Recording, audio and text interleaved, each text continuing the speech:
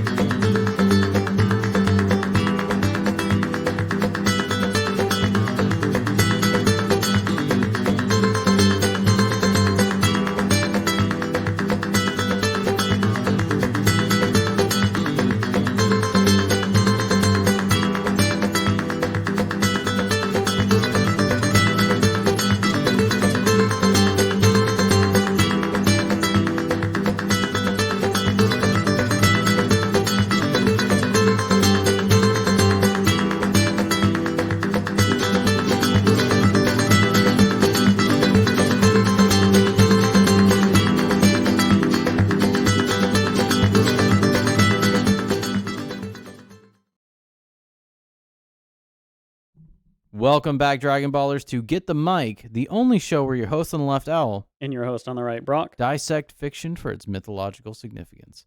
In this episode particularly, we're talking about Dragon Ball episode 74, which is called The Mysterious Fifth Man in both Japanese and English.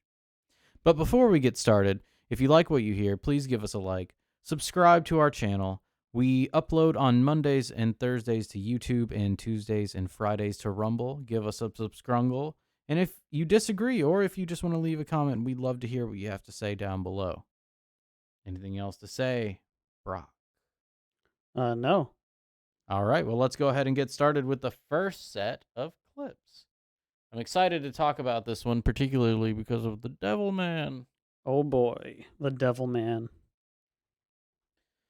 So on the sidelines, Roshi explains that the Devil Might Beam that was teased last episode is a technique that causes the evil thoughts in a person to expand until they explode, killing them in the process. The Devil Man uses it against Goku, but it has no effect. In disbelief,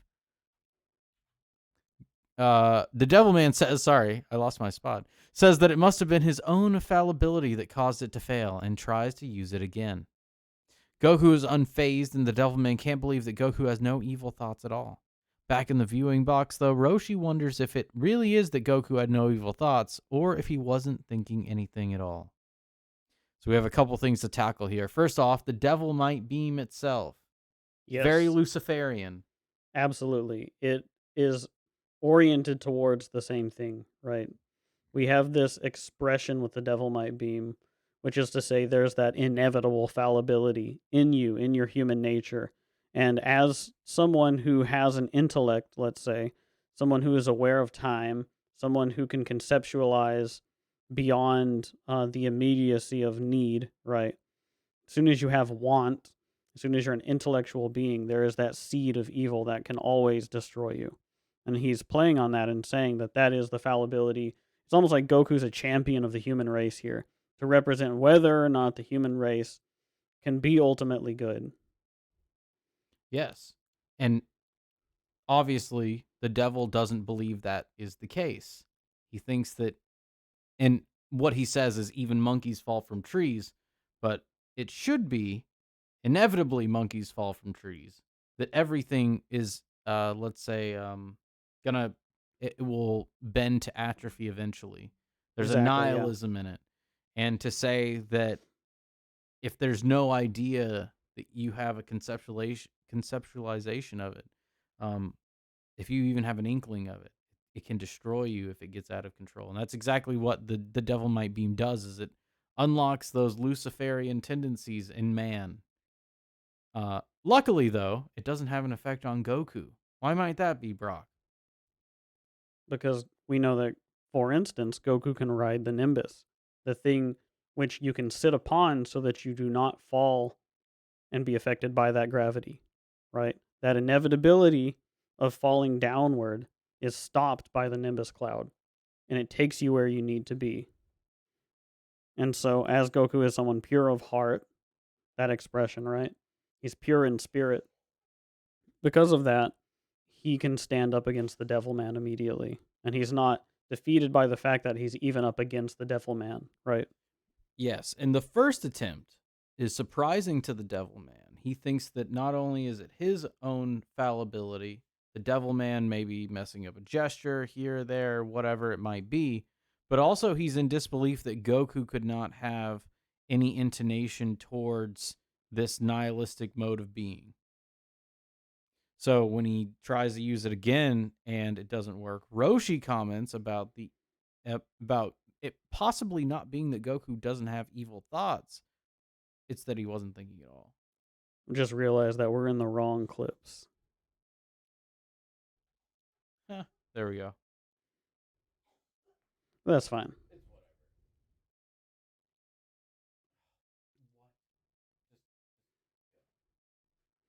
So yeah, we have that Luciferian expression, right? We see this. Okay, well, let's talk about Saturn, right? Saturn and Satan. The idea of Saturn being tied to Kronos, the understanding of time, right? So what happens at the fall in the Garden of Eden is that Adam and Eve become conceptually aware of the passage of time. They can extrapolate themselves out across time and make decisions for an identity that they can represent In the future. in the future, right? And so Jung says something along the lines of Saturnine is the home of the devil, right? And so this is that I mean, you can even tie it into like Tool lyrics where they say Saturn ascends, choose 1 or 10, hang on or be humbled again, right? The life and death, tree of life representation is there. There's even some and the 1 lyrics and in a 10, Sword right? song, yeah. Because that's the reason that song is written, and I think it's 10/8. There's 10 syllables in every verse because it's the 10 represented in the tree of life. And he's saying choose the 1 or 10, and Saturn comes and brings you on the cycle of life and death. And what's happening here, but that cycle. But I don't want to get too far ahead. But that home of the devil, right? Being representative of the self across time. What we talked about in the last episode was that the mummy's wrappings reach out and try to bind Goku, right? And it's sort of what I think Peterson says, right? Where you can identify yourself in the evil in like the Nazis. You extrapolate that out, and it's like you can see the tyrannical king in yourself and conceptualize it and deal with it and overcome it, right? And Well, that extrapolates out to yourself across time. But this is all time now, instead of just, here's a specific representation that you can think of that was acted out, right? The Devil Man takes it another level higher, so it's a conceptualization of the spirit of the thing that animates it, right? Instead of a specific representation of the tyrannical king, right? The puppet pulling the strings, the tyrannical king, which is like the mode of being that the tyrannical king is ultimately representative of, right? Whew, whoa. Okay, go back a couple paces here. Sure. So we were talking about you're saying the Devil Man is the tyrannical king or a representation of the He's a higher order spirit. See, I don't know The if it's spirit the that tyrannical manifests king necessarily, because he's more of a spirit and more of like a Joker anti-being spirit, right? That is aimed at that destruction. See, I'm not saying he represents the tyrannical king. I'm saying he represents. I know it was a long Yeah. tirade. Go on. Sorry about my tirade, but It's nothing to be. It's nothing that. I mean, can you make it a little more concise though? What you're saying? so what I'm saying, let me try to remember what I said. Specifically, is that initial evil, the primordial evil, the original evil that man comes across is represented by that, right? So it's tying that into a young quote that talks about Saturn and how No, I Saturn, got that. Yep. right, Mm-hmm. but it's represented on that sort of tree of life cycle. That's Yes, life and death, that I followed. It was right? the end that I And was. so you had said this is typically the fifth representation. This is like the bottom. This is the spirit animating the That's where you were hierarchy going. of Okay. evil, right? Yes. Yes. Normally. Normally, Normally. But but this goes Goku's here. beyond this, Goku's here. That's the right? reason why it's not. So, Devilman being that ultimate instantiation of bringing out the worst in people, let's say, Exactly. which is the antithesis of Goku, right? Um, he would normally be the fifth spirit, but we're going to see what exactly it is later. And I think you said something earlier about Yamcha talking about how they'll find the Dragon Ball after the animal shits it out, Right, right? found in the filth. And then he finds his own, let's say, his own limitation here in the Devil's Toilet, right? And we're gonna see what Goku's Dragon Ball or piece of wisdom that he's gaining here in just a second. But clearly, it's not going to be a destruction from the Devil Might Beam that ends Goku. Right. And so that brings us to the end of this section, right, which is Roshi saying Roshi saying specifically that it could have been that Goku wasn't thinking anything at all, right? That is, he had no thoughts. So we're tying in that sort of intellect idea with, you know, specifically how your thoughts, your conceptualization of yourself, right, leads to that inevitable downfall, right? But you were talking about too the I can't remember head because chala, head chala. yeah, so I was going to say, there's that the emptier your head is, the more room there is to fill it with dreams from the Dragon Ball. I think it's from the Dragon Ball Z theme lyrics, right? And that's that Eastern notion of what what is it that protects you from that, right? But the ability to empty your mind of those thoughts that lead you astray from real being, from understanding, right? It gets you out of your own way. And so It's Roshi part is of being like, in the moment he's making wisdom, a that Eastern philosophy, right? right. He says it kind of like a joke, like, well, maybe Goku's just not smart enough, and that's not what it's about, right? Right. It's It more about works on his two levels because this as is usual. tied into what he learns from Korin, right? At the end of the night, he's able to have the same movements as Korin without having to watch him, to attend to him, right? Now he understands the spirit of what animates Korin rather than the enactment, right? And that's sort of the delineation I was trying to make about Mummy and Devil Might, right?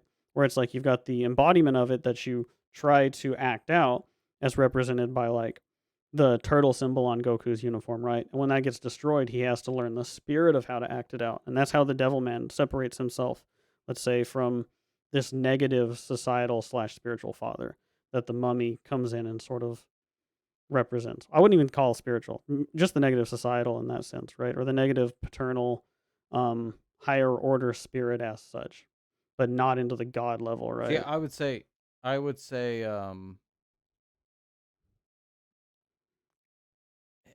maybe even historical. The ancestral might work, but the tyrannical, ancestral, paternal, like we were saying. Right. I see what you're going with. But this is beyond man now. This is the idea itself, almost the idea itself of evil, right? The That the idea of devil evil, yeah. man is, and so it is And the only. idea of evil is even in Berserk, right? And it's represented by a heart that has like roots going And I down love and look branches like going up, the pink right? here, yeah. I mean, that's what the idea of evil is Hmm. represented as, right? It's that upper and lower, and the heart in the middle is like, yeah, Well, those obviously. chapters aren't canon. Oh, that's not canon. I think he just showed his hand too easily there. Hmm. I think he was like, oh, I think I said too much. Maybe I should keep some of the mystique about this Yeah, well, intact. rest in peace. Can't Rip. can't can't blame him But for yeah, that. so I like that. The idea of evil is really what he's dealing with here. Ooh, why does it do this every time? Sorry.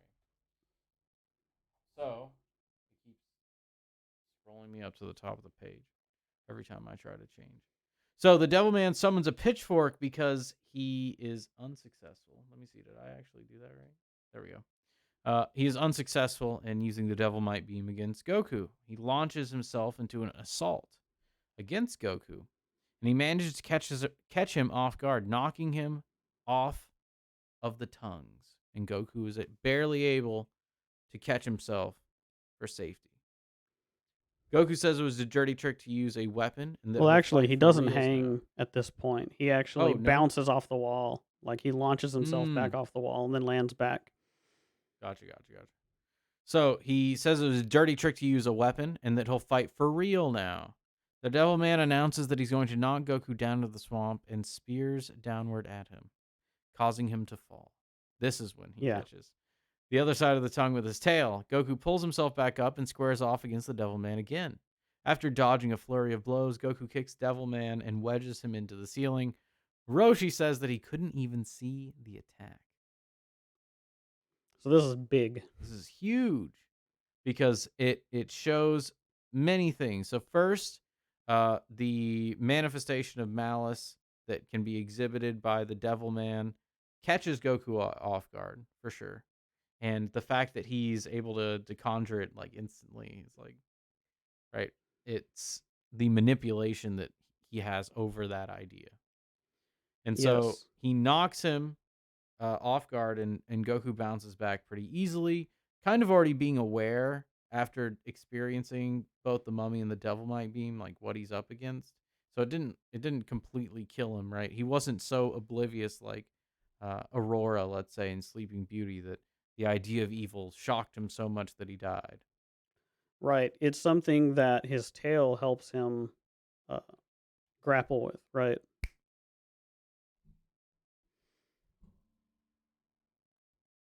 Yeah, I think that's right. So, and I was just talking about the first assault on Goku here, where he bounces back, like you Yeah. were saying. Yeah, And he then bounces back from his encounter with it, right? right, and then um he causes Goku to fall by announcing he's gonna knock him down, right? That he's going to cast him down, right? He's going to make him fall down And into turn the into and gas. turn into gas, right? Be disintegrated. Yes. And because he has a weapon and Goku doesn't, right? It's something that Goku's trying to avoid. And so he does barely catch himself, and his tail, as we've said, we've been talking about his tail. We'll keep talking about his tail for a little Right. while longer. The I want to get back to this. We'll talk about the pitchfork, I think, at the closer to the end of this episode. But the idea of him taking a pitchfork and spearing down at him the way that he does is really representative of what the real struggle here is, you know. And Goku surviving this attack by that motion, right? Surviving by his his physiological connection to his ancestry, like his inbound wisdom of the father, his that has carried him, right? And that the the more chaos he encounters out in the world, it makes it grow back and grow stronger, right? Hmm. And uh it saves him from this attack. It saves him from basically this attack of death. This basically like you are going to fall down and be disintegrated and not be your representation of Whether you're yourself disintegrated by the Devil Might Beam or by the filth below, right? by There's the that inevitability that you is will rot, that that is you Devil will Man's decay. attack, right? Yeah. That's his way of inflicting pain or inflicting dominance. And so he is pretty dominant there, but Goku's ability to be rescued by his tail, right? And it is that ancestral, um, biological and hereditary, and we'll get into obviously why, but the attachment to that those parts of Goku that allow him to still dance on the devil's tongues, right? Because he's able to by being in tune with that idea that nature is also red in tooth and claw, it allows him to conceptualize the idea of inflicting malice upon another. And so he's able to re-grapple with the other side of the tongue and pull himself up. Right. Well, that's dancing on the devil's tongues. I really feel like it's to ask the question because you are look at the way that they're coming out of the mouth of the devil, right? Yep. It's like they're the breath of the devil. They're the spirit of the monstrous, right? It's like, are you enough of a monster to deal with this And fact? so exactly, the monstrous, animalistic and bestial aspect of Goku is what's able to dance on these tongues. Exactly. Two because it's like two devils walk in. You know, you have to be a representation of a devil You and got to be be a able to monster, contend with yeah. that being inside of yourself. The devil. Exact. The devil. He's in all of us. He's in all of us. Chimpanzee full of snakes. So, then he pulls himself back up, and he then pretty much easily dispatches the devil man. So he kind of reveals that he's just been entertaining this idea the whole time. He hasn't Right. really. Devilman decides to attack him with a pitchfork again, and that's what we know about Goku is that he attends to the right thing and learns what he needs to know. Yeah, he pays attention. And so the same attack won't work twice on him. So when Devilman does that, Goku shows him that He's he's already on a different mastered that level. idea. Yeah. Kicks him up into the ceiling and wedges him into the He ceiling, does right? the opposite of what Devilman wanted, Right. which was to cast him I, w- down. I was gonna say like it's almost like a holy smite, right? Like Yeah. sending him upwards Like to Goku is a paladin yeah, in yeah, that, yeah. right? It's pretty great. It's like the power of Christ compels you. And now the last thing that Roshi couldn't see his attack. Well, what happens in that scene when they say the power of Christ compels you? That's when she rises up.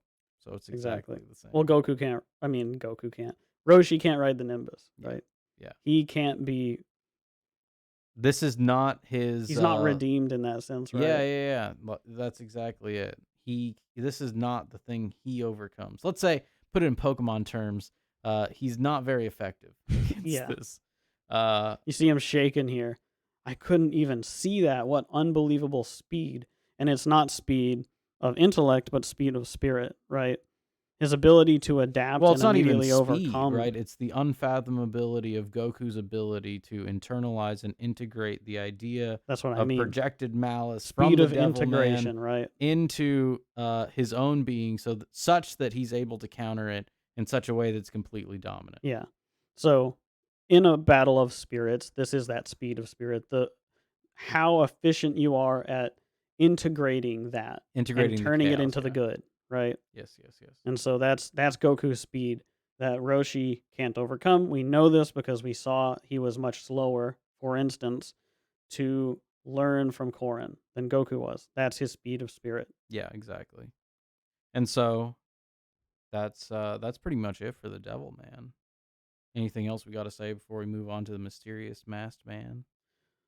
No, I'm just excited to talk about uh everything about the mysterious masked man. Everything. Well, let's get started. So Baba calls forth the fifth and final fighter, saying that the gang has no chance of proceeding any further. The man in the kitsune mask steps onto the tongues and greets Goku with a simple hello, surprising him. The mysterious man requests that Baba allow them to fight outside so they can fight unhindered. Baba agrees and they head back to the outside arena. Goku says that the man has a happy smell about him, and Roshi says that he remembers his voice from somewhere. When Goku assumes a fighting stance, the man asks him where his manners are, reminding him to bow before a fight. Goku bows to him, and Baba commences the fight.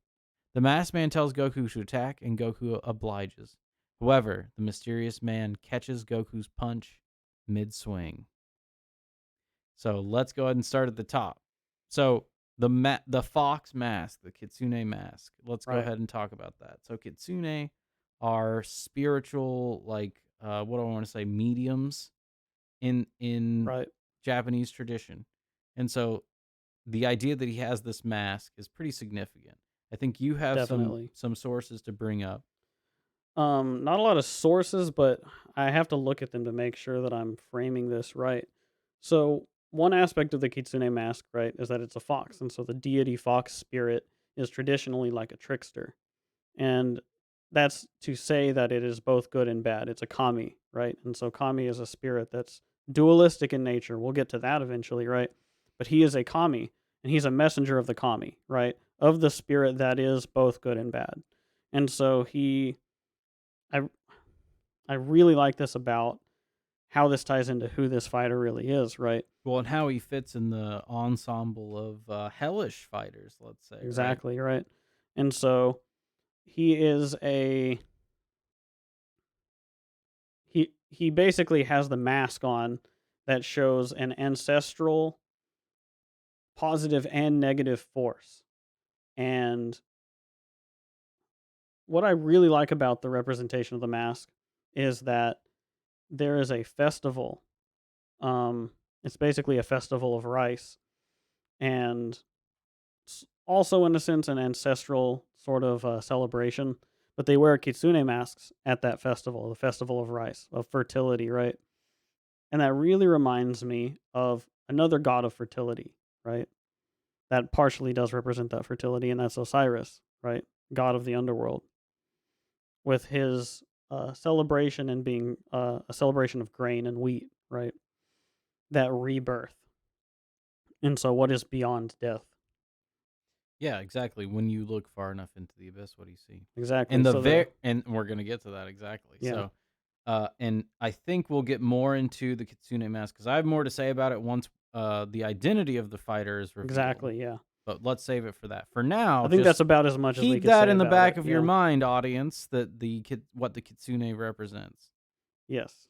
So, um, but like we were saying, stare far enough into the abyss, and what happens? The First of all, actually, before we even get into that, the request for them to go outside. So this is to say that the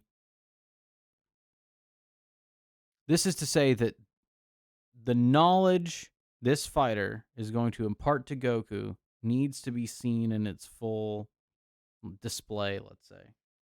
Yeah, and that this is also not an expression of a devil, right? That this is uh typically the thing about kitsune, Oh, right? we forgot to talk about his halo. Oh, of course. Well, they talk about it actually specifically in the next episode as Oh, well. okay, we'll get to it then. Um, but the ultimate role of the kitsune is to be a benevolent spirit, and that it does bad things in the service of good at times, right?